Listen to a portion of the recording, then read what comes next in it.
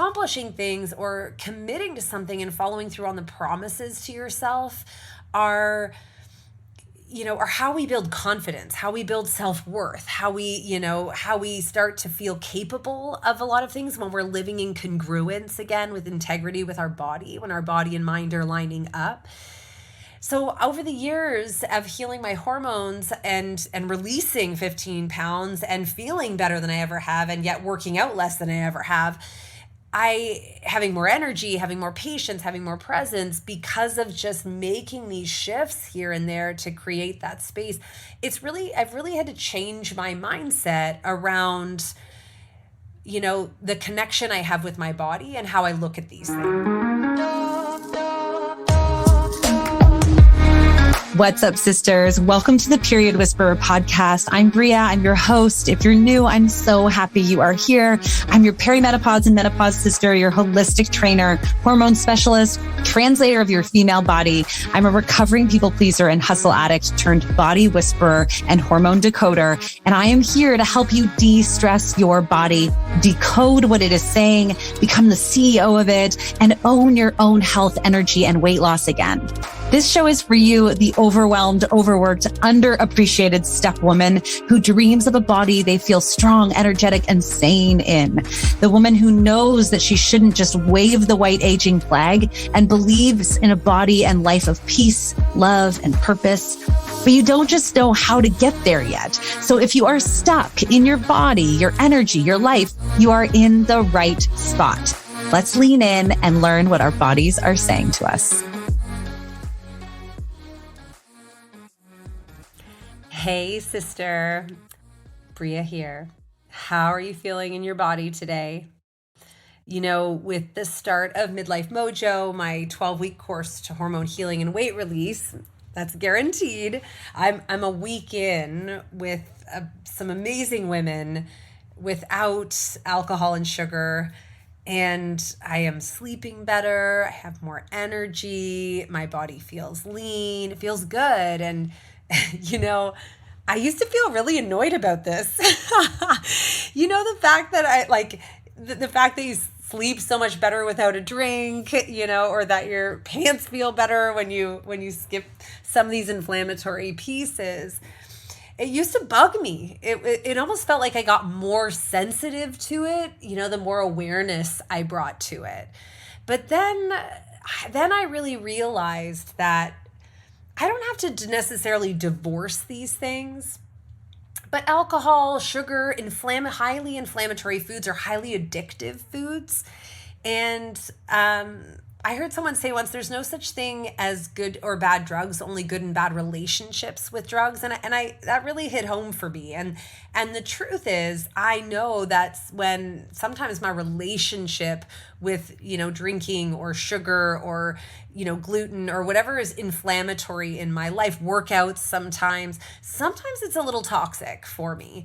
And so when I just take a break, like a trial separation from these things for a month, 4 to 6 weeks, I like to say, then it gives me perspective. It sort of swings that pendulum. So maybe the amount that I'm consuming them shrinks back down. It helps me really tie that muscle memory of how my body feels to what my choices are. And I get kind of proud of myself, right? Accomplishing things or committing to something and following through on the promises to yourself are how we build confidence, how we build self-worth, how we start to feel capable of a lot of things when we're living in congruence again with integrity with our body, when our body and mind are lining up. So over the years of healing my hormones and releasing 15 pounds and feeling better than I ever have, and yet working out less than I ever have, having more energy, having more patience, having more presence because of just making these shifts here and there to create that space. I've really had to change my mindset around, the connection I have with my body and how I look at these things. And this simple change, I do like to do this 3 to 4 times a year where I take a whole month and I pull out those inflammatory things. And I don't say I can't, or I don't say we're getting divorced, I can't ever have them ever again. I just take that break. That simple mindset shift makes a huge, huge difference. So this is what my body is saying to me right now. It's happy, right? It's like, oh, this feels good. So I changed my mindset.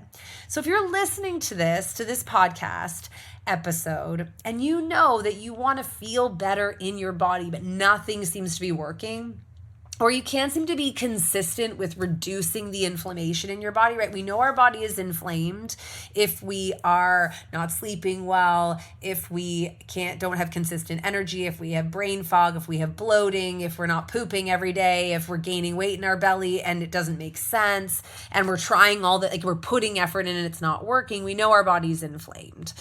So if you can't seem to be consistent with reducing inflammation in your body, can't seem to follow through, the right strategy, of course, is important.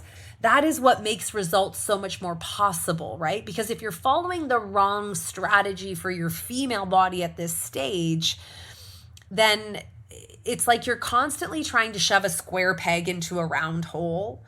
Or is it a round peg into a square hole? Please DM me and tell me which one is it. I feel like shoving a square peg into a round hole sounds more challenging. Either way, because putting a round peg into a square, like you might be able to shove it in there and shape it, but the other way is a bit tricky. You got to carve down the edges. Either way, if you're struggling with consistency, you have to consider mindset. I knew a guy who was an ultra marathon runner. And we're talking like running 50 to 100 miles. And so like for those of us who are Canadian or we're Canadian first or thinking kilometers, that's a ton of kilometers, right? That's like there's 60 miles to 100K. So we're talking like 150 kilometers, right? That's a lot of running. And it's not road running. Like we're talking mountainous, up and down undulation, tough running. And he used to say it's 95% mindset and the other 5% is a mindset too. And I think that that's really important to recognize when you have a clear strategy that works, right? That is meant for you. Like if you're putting the round peg in the round hole here, then it's so much of the rest of it is mindset. So, if this is where you are at, if you are following the correct strategy and you can't seem to stay consistent, it's mindset. And this episode is for you. I'm going to share with you the 2 lessons that I always fall back on that, sister, get me results every darn time. Every time. Are you ready for it? All right, let's dive in. Real quick, sister, a huge focus for me at the beginning of my perimenopause and hormone balance journey was making sure that I'm getting a good amount of really clean and micronutrients in my diet every day. And that's when I knew that I had to check out Organifi. I actually had a friend who was always on top of her gut health and always had so much energy tell me about Organifi a few years ago, and she swore by it. So I wanted to check out their greens powder, and it's a pretty amazing nutrient-dense hormone-supporting drink. It's organic, vegan, complete with adaptogens and 10 plus super greens. And when you drink it first thing in the morning, it packs a huge punch against afternoon cravings, energy dips, and really sets your gut health up. And when it sets the gut health up, it really creates the foundation for your hormone support for each and every day, reducing the stress in your body. I love their original flavor. I just shake it over ice with 25 ounces of water in a shaker cup, and my body really begins to crave it now.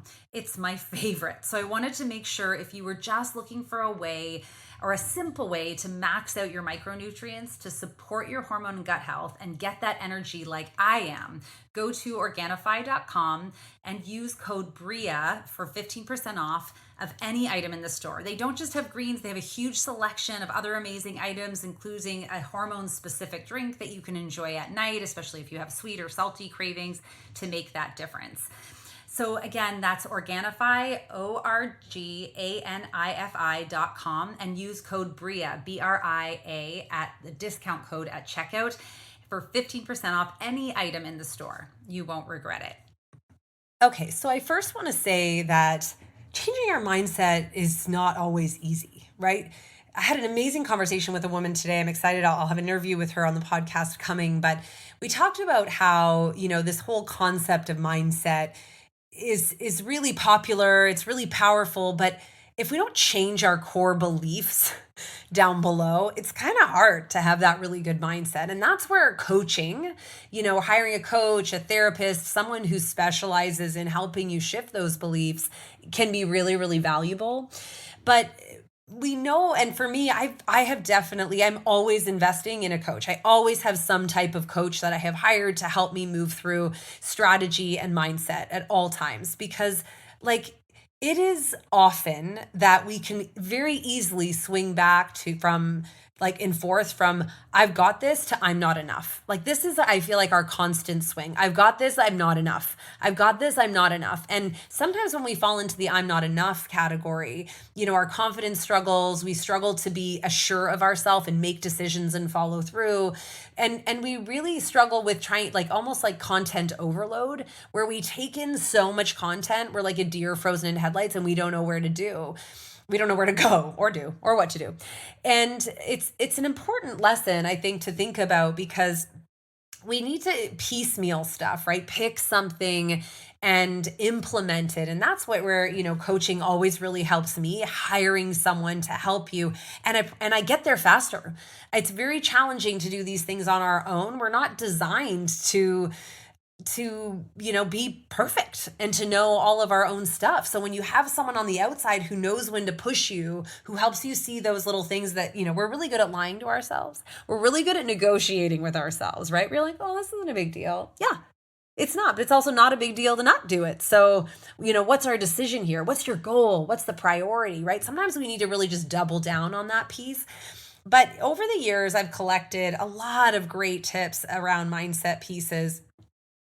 But there are two that, especially when it came to healing my hormones and being consistent in my processes towards being better, towards improving something in my life, whether it's changing my nutrition habits, changing my thinking, and changing the things that are keeping me stuck.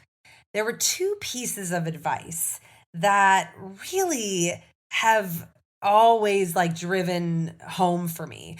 And the first one I heard, and it goes like this: most people overestimate what they can do in a few months, and along with that, expect so much from themselves, right? Like we overestimate what we can accomplish in a short period of time, I guess we'll say. We think, and we see this. I know for me, I used to like go all in and cut out all the things and eat very little and then work out really hard and get on that scale every day, hoping for results and expecting perfection out of myself in that time.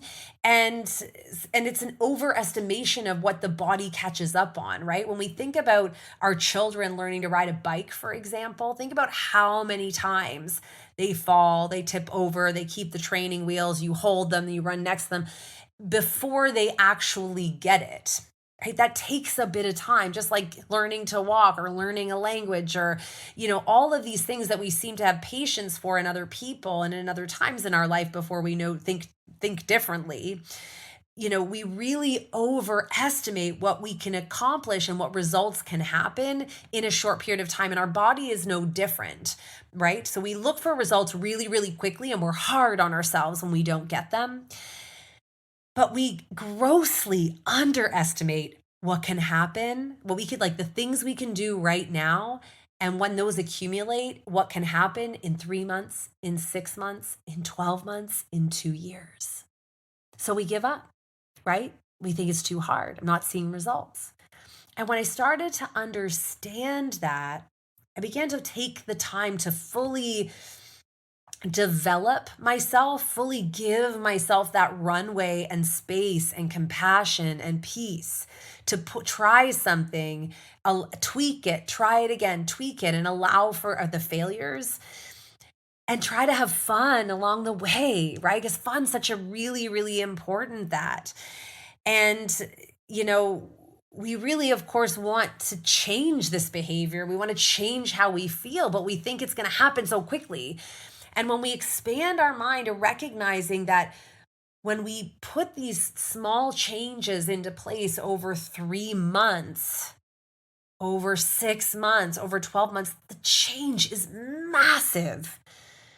If you follow a lot of what I share here in the Period Whisperer podcast, if you implement this correct strategy for where you're at, and you do it consistent we're talking 80-20 here, 80-20 rule. It only has to be perfect 80% of the time, right? We're not looking for 100%.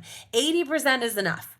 If you are consistent as best as you can and allow for that error that we're all going to have because we're human. Did you know that? Did you know that we're humans over here and that we mess up and we fall and we fail, and the key to success is getting back up and keeping going. The faster you get up, the better you get there, because we're all going to fail, right? Fall down 7 times, stand up 8. That's the key to success. Then you will get results. You will not recognize yourself in 3 months, in 6 months, in 1 year. You will message me. I know it. You will message me and be like, Bria, oh my gosh, I feel amazing.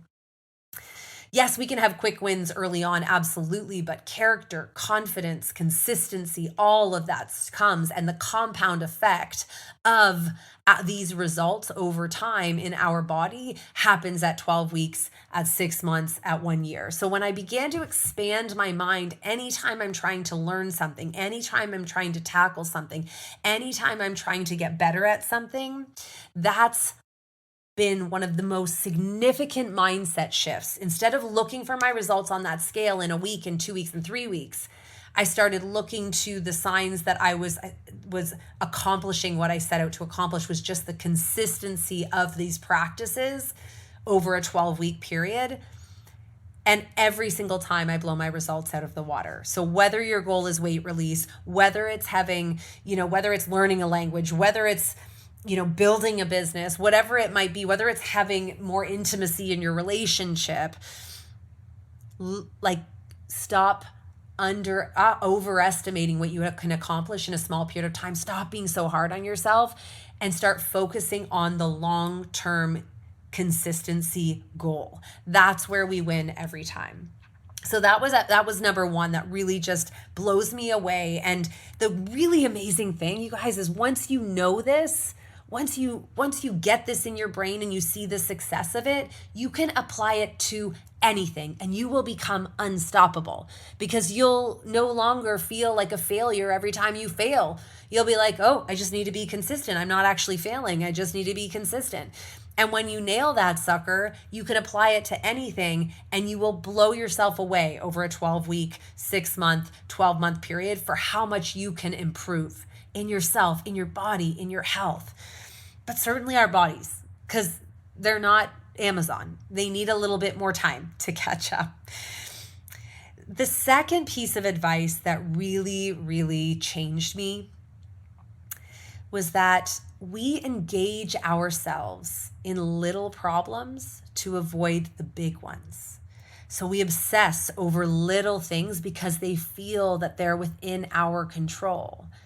Our greatest fear, really, in all of humanity's greatest fear, is often that we aren't enough and that we won't be loved. So we obsess over these small things to avoid the bigger issues in our life. And we make these small things such a big deal, like, oh my gosh, if I only lost the weight, then I would be happier. I'd be able to be more intimate. I'd have more intimacy. I'd be a better mother. I'd be better at work or have more confidence.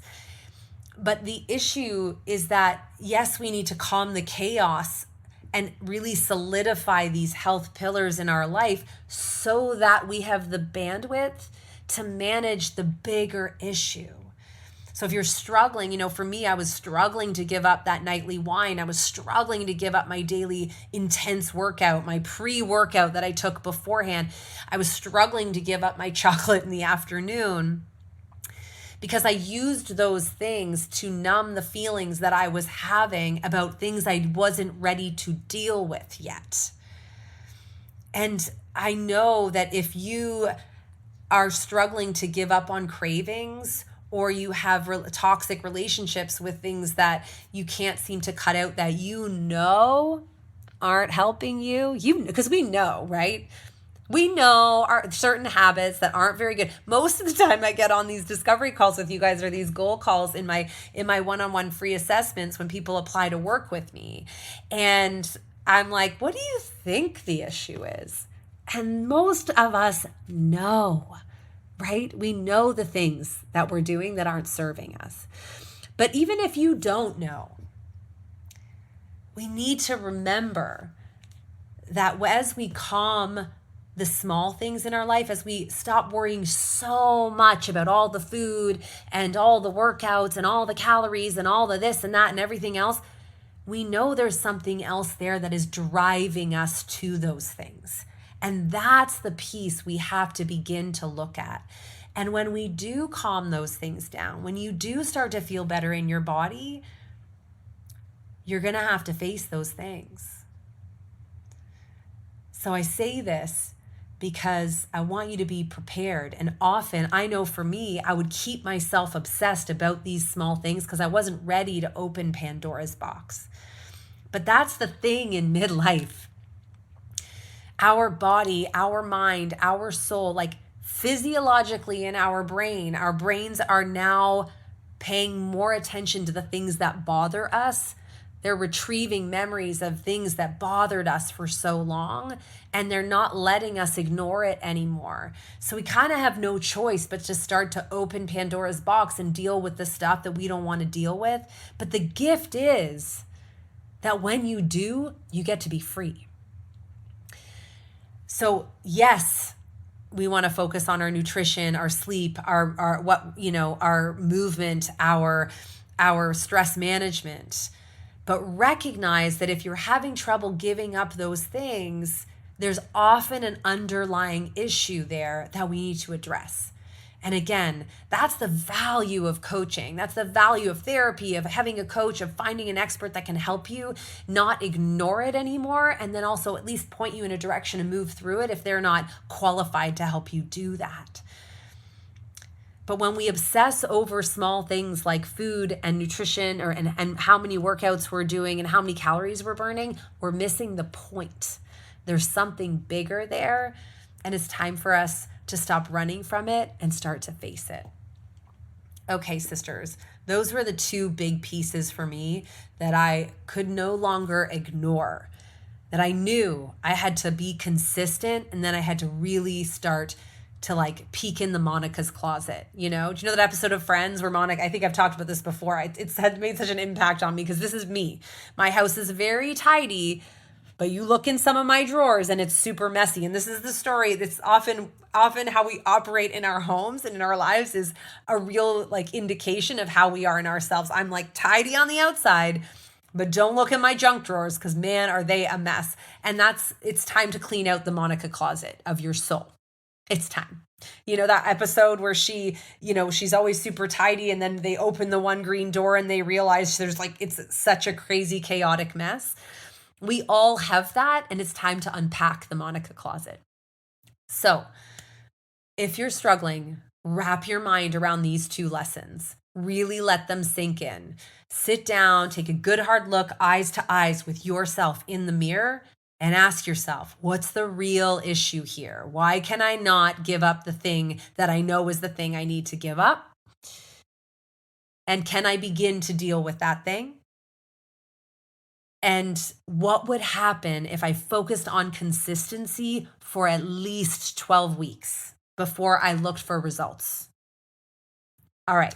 I want you to go out, sisters, be more in your life and not just less on a scale, and we'll catch you in the next episode.